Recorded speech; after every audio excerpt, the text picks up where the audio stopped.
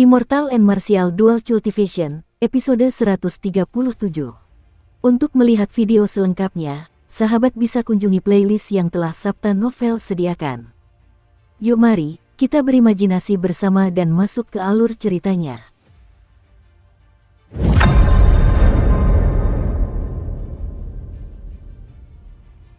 Xiao Chen tidak pernah benar-benar mempelajari penggunaan kekuatan spiritual dalam pertarungan.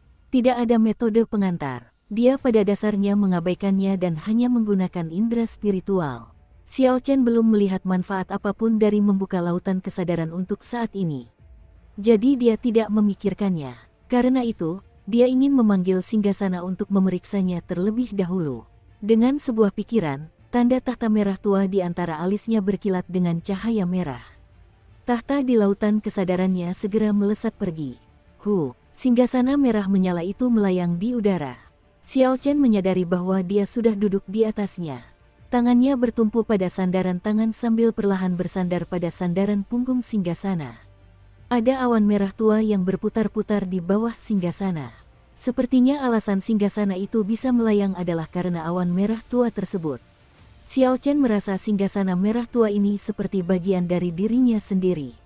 Dia merasakan hubungan yang sangat intim dengannya, jauh lebih kuat daripada yang dia rasakan dengan boneka-boneka tempur. Tidak ada cara untuk membandingkan keduanya, mereka berada pada tingkatan yang berbeda. Saat Xiao Chen duduk di Singgasana merah tua, jejak kekuatan penguasa yang tak terkendali terpancar ke sekitarnya.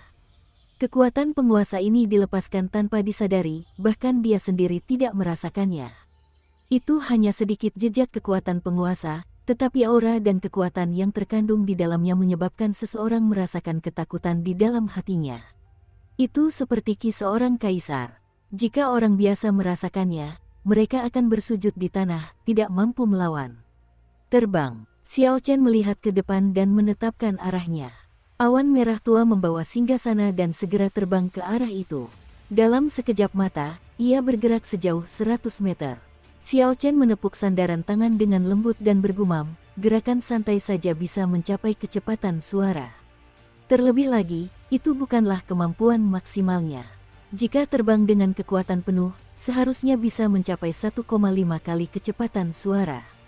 Sepertinya aku punya pilihan lain untuk melarikan diri di masa depan.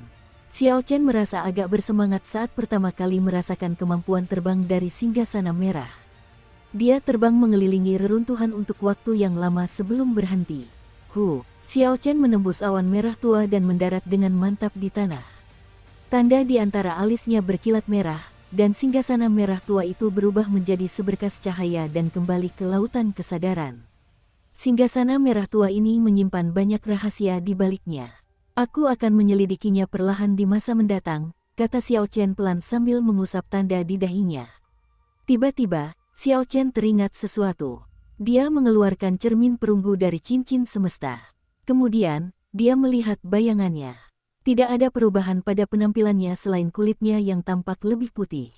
Untungnya, efek mantra perubahan wujud masih aktif. Jika tidak, jika dia ketahuan di sini, dia hanya bisa pergi sebelum yang lain. Saat Xiao Chen hendak meletakkan cermin, matanya menangkap sesuatu. Tanda tahta berwarna merah tua di dahinya tampak seperti setetes darah segar. Hal ini menyebabkan wajah Xiao Chen yang biasa dan lembut tampak menyeramkan. Hal ini akan meninggalkan kesan mendalam pada siapapun yang melihatnya. Itu tidak bagus, tanda ini terlalu mencolok.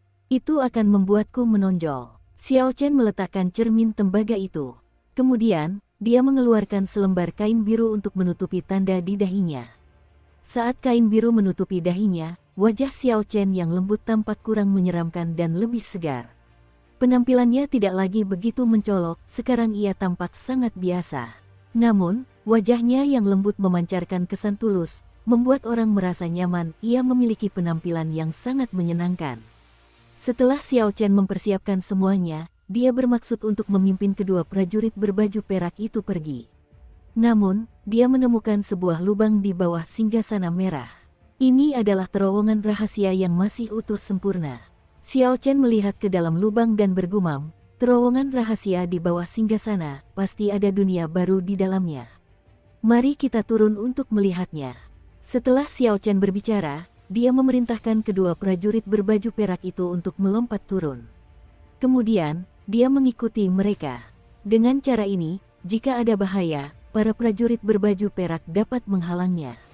Sekitar 10 menit setelah Xiao Chen pergi, seorang kultivator bertubuh tegap dengan cepat kembali ke reruntuhan. Ekspresi bersemangat terpancar di wajahnya saat dia menjelajahi area tersebut.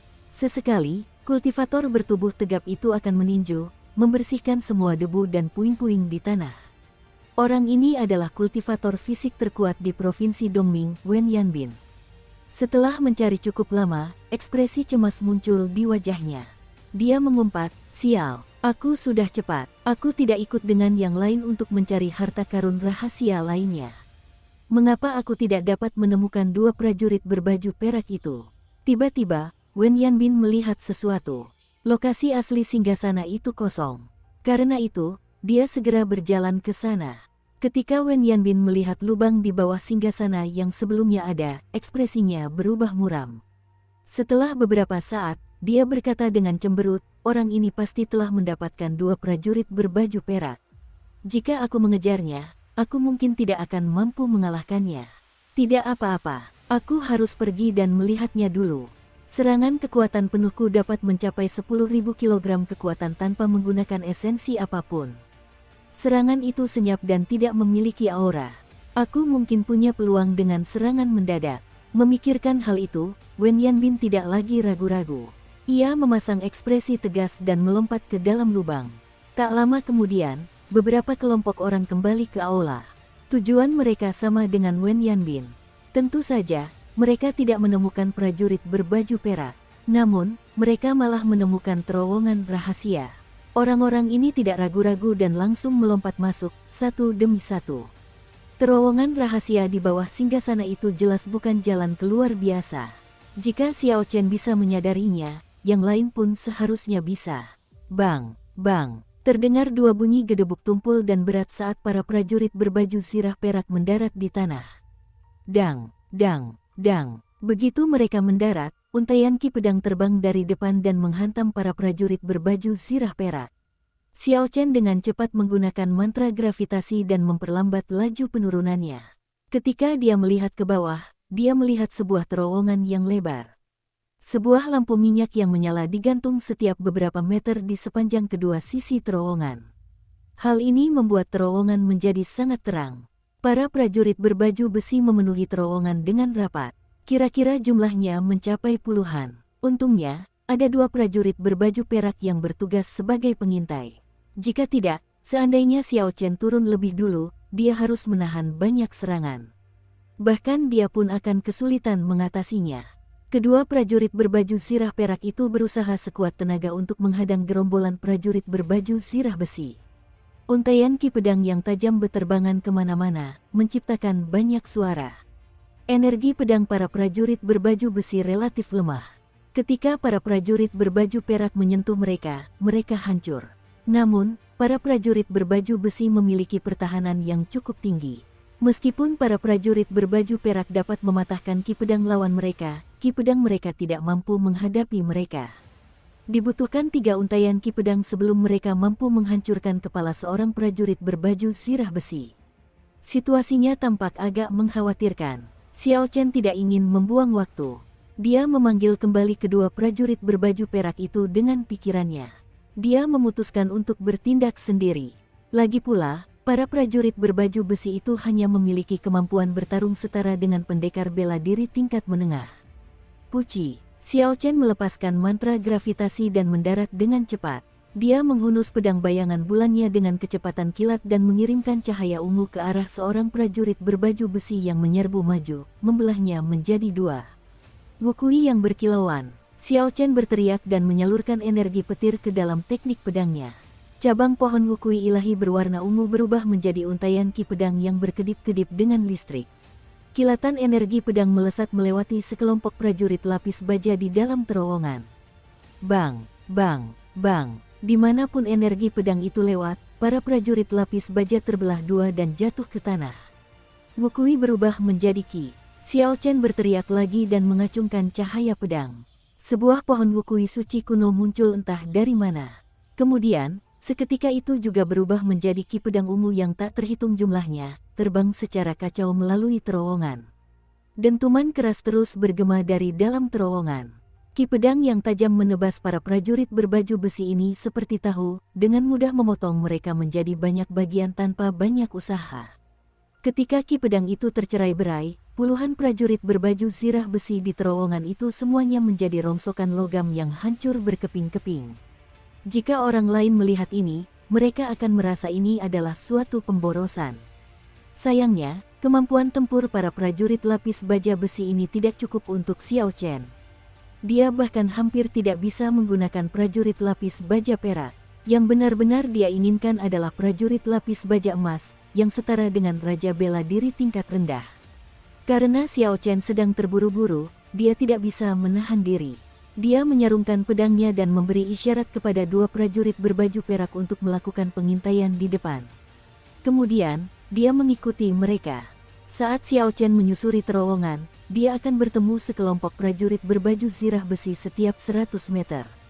Ketika dia menambahkan kekuatan petir yang dipenuhi energi suci ke teknik pedangnya, Xiao Chen menjadi tak terkalahkan.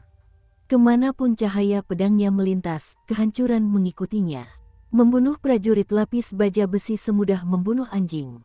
Tidak ada yang bisa menghentikannya untuk maju.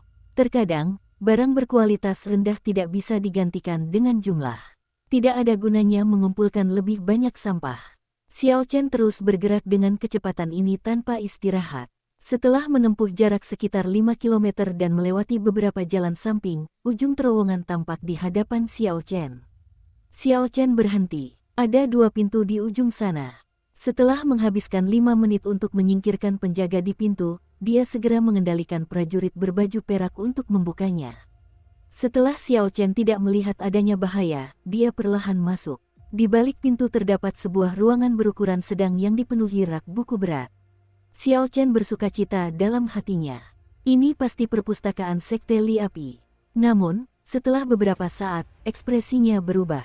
Rak-rak buku itu kosong, tanpa satu buku pun terlihat. Dukung terus channel YouTube Sabta Novel. Agak tidak puas, Xiao Chen mulai mencari di perpustakaan. Akhirnya, dia menemukan sebuah buku lusuh di bawah salah satu rak buku.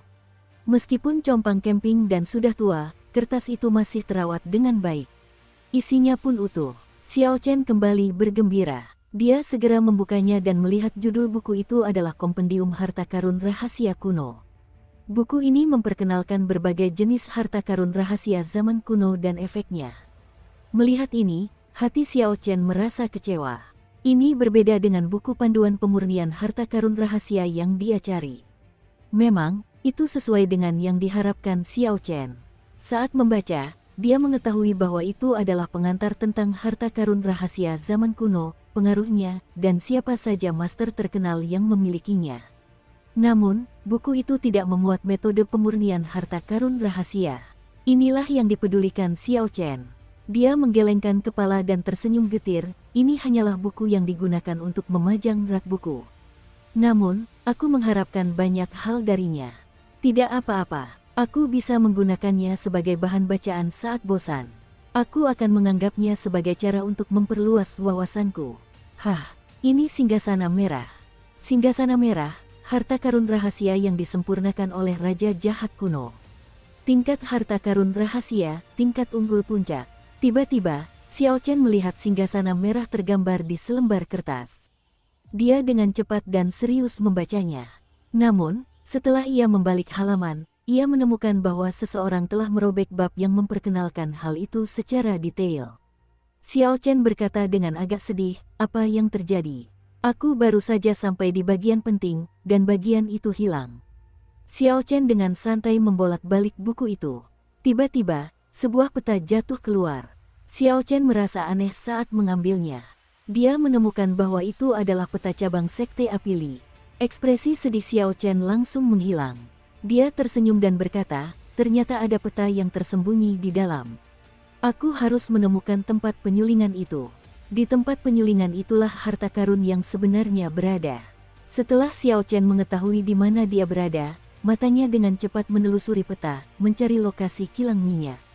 Xiao Chen menemukan bahwa kilang minyak itu berjarak sekitar 1000 km ke arah timur laut. Namun, itu adalah jarak lurus. Jika dia mengikuti peta dan bergerak menyusuri koridor yang berkelok-kelok, dia harus berjalan sejauh 5 kilometer lagi.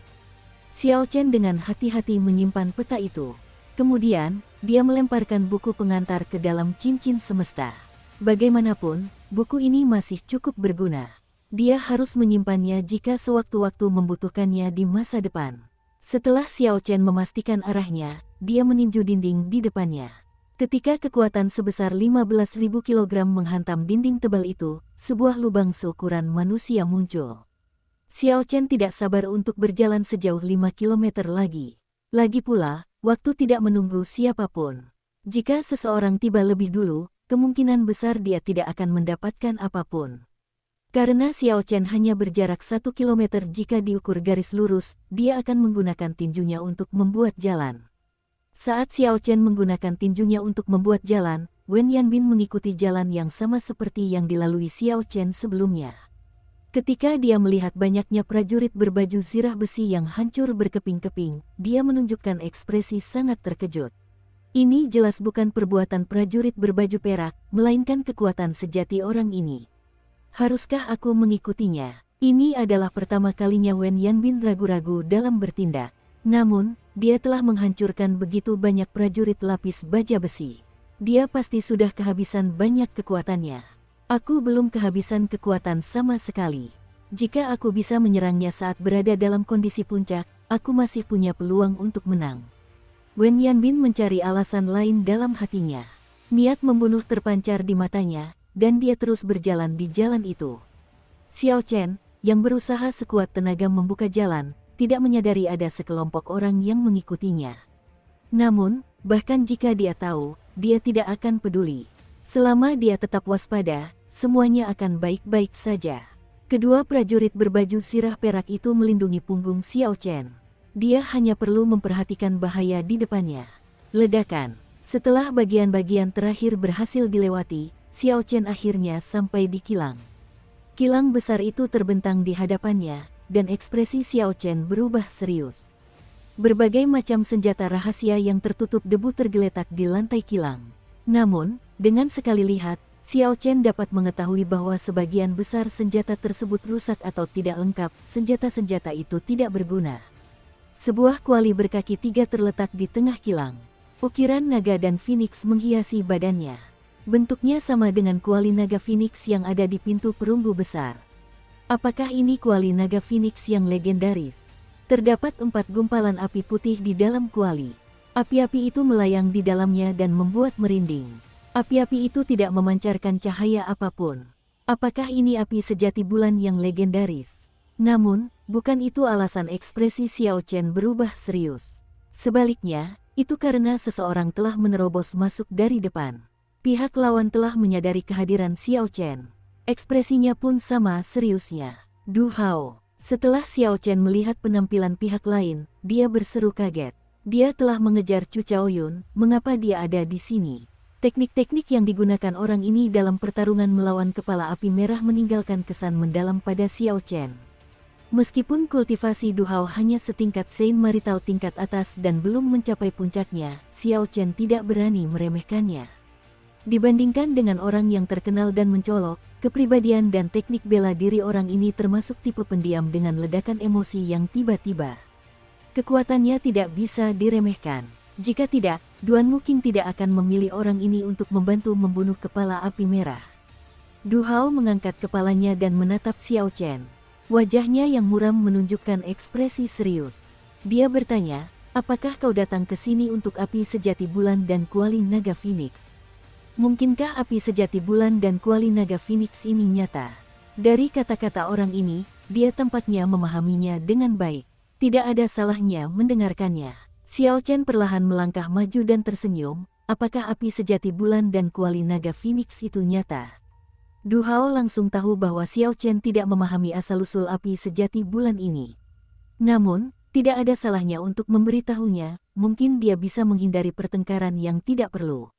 Tentu saja, itu tidak mungkin nyata. Kuali naga Phoenix di cabang Sekte Api Li adalah palsu. Namun, kuali itu diperlukan untuk memurnikan harta karun rahasia. Api sejati bulan hanyalah 4 untaian yang diekstrak dari api asal bulan. Api ungu milikmu adalah atribut yang. Api sejati bulan adalah api yin yang ekstrim, itu tidak akan berguna bagimu. Kuali naga Phoenix itu palsu, kurasa kau juga tidak membutuhkannya. Kau bisa mengambil semua harta karun rahasia yang tergeletak di tanah. Aku hanya menginginkan kuali dan apinya. Bagaimana menurutmu? Du Hao menatap Xiao Chen sambil memberi saran dengan suara lembut. Meskipun banyak harta karun rahasia yang terkubur di dalam tanah dalam keadaan rusak, jumlahnya masih banyak. Tidak akan sulit untuk menemukan beberapa harta karun rahasia yang utuh. Bagi orang biasa, memilih harta karun rahasia akan lebih menguntungkan. Lagi pula, selama harta karun rahasia tersebut tidak rusak parah, mereka dapat dijual untuk mendapatkan batu roh.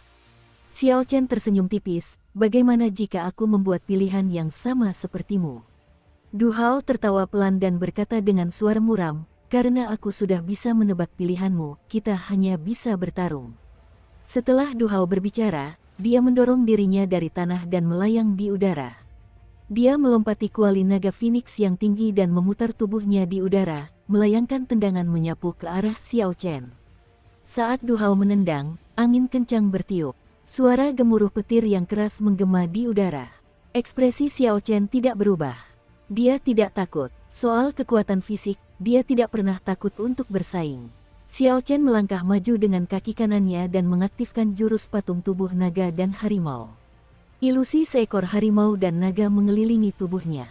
Kemudian, terdengar raungan saat dia melayangkan tendangan menyapu dengan tinju kanannya. Ledakan. Saat kepalan tangan dan kaki bertemu, terjadilah ledakan dahsyat. Gelombang kejut yang mengerikan menyebar dari keduanya, menerbangkan semua harta karun rahasia yang rusak ke tanah. Tubuh Du Hao berputar cepat di udara. Tanpa mendarat, dia melayangkan tendangan lagi. Dia bergerak di udara sambil berteriak, menarik jurus harimau ganas yang meninggalkan pegunungan milikku sekarang dapat mencapai kekuatan 20.000 kilogram. Tubuh fisik lawan lebih kuat daripada Wen Yanbin. Dia tidak jauh dari saya. Secara logika, tinju saya bisa menjatuhkannya. Namun, pihak lawan tampaknya telah menguasai teknik pertahanan yang luar biasa. Dia tidak hanya menetralisir kekuatanku, tetapi juga membalikkannya dan menambahkan kekuatannya sendiri. Ketika dia menggabungkan kekuatannya, tendangan itu menjadi semakin ganas. Lalu, kita lihat berapa lama teknikmu bisa bertahan. Xiao Chen berteriak sambil melangkah ke samping. Xiao Chen bergerak membentuk setengah lingkaran, menghindari tendangan tajam itu. Dia bergerak ke sisi Du Hao dan meninju pinggangnya.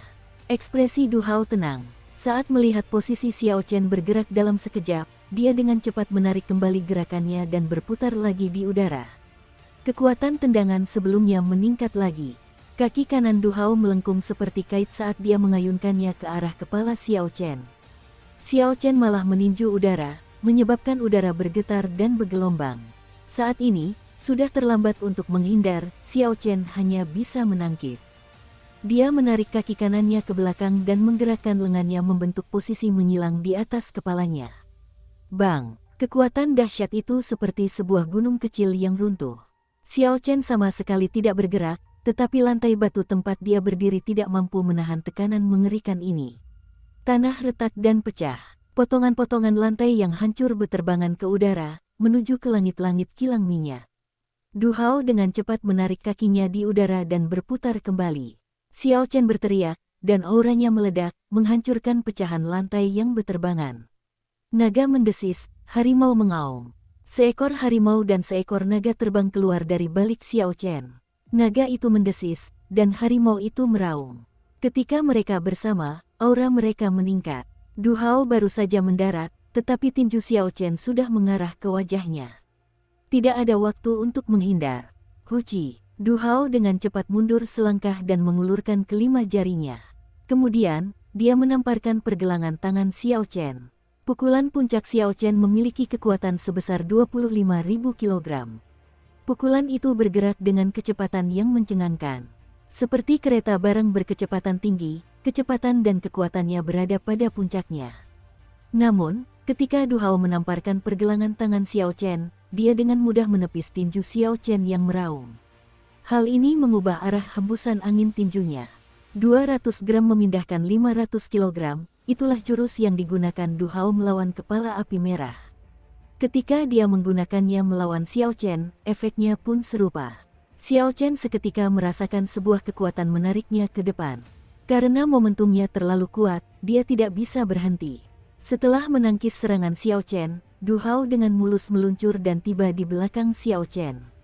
Saat Du Hao menatap Xiao Chen yang tak mau mundur, ia mengepalkan tinjunya dan melepaskan kekuatan yang mengerikan. Kekuatan itu menyebar ke segala arah saat tinju itu tanpa ragu menuju punggung Xiao Chen. Jika tinju ini mengenai Xiao Chen, dia mungkin akan berakhir seperti kepala api merah. Ini adalah momen kritis. Xiao Chen tetap tenang dan berpikir sangat cepat, memikirkan cara untuk mengatasi hal ini.